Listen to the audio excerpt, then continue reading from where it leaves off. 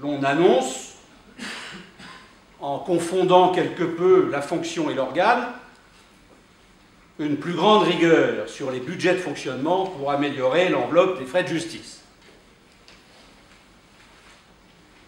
Nous devons aussi nous interroger sur le renouvellement de nos ressources humaines. Il est juste de mettre en avant la passion et l'engagement pour susciter les vocations qui nous font défaut dans la magistrature. Le terme de vocation fait référence à la notion d'appel inconditionnel et irrésistible au don de soi pour une cause qui vous dépasse. Or, l'institution judiciaire, depuis plus de 10 ans, est présentée et perçue comme un service public ordinaire, avec ses agents et ses usagers.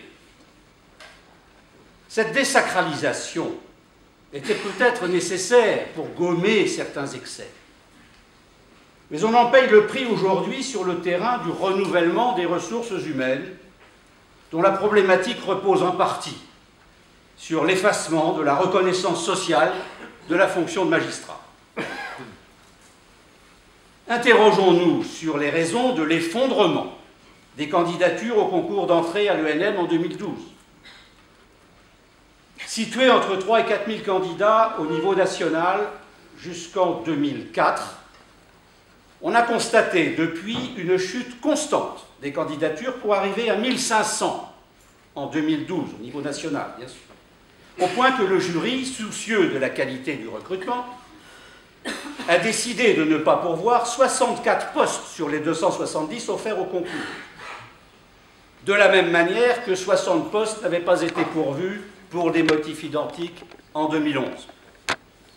À cela s'ajoute un tarissement persistant des candidatures masculines. 13% d'hommes contre 87% de candidatures féminines au dernier concours. Pour exercer la fonction de magistrat, je dois énoncer quelque chose qui peut choquer. Ça n'est pas sain.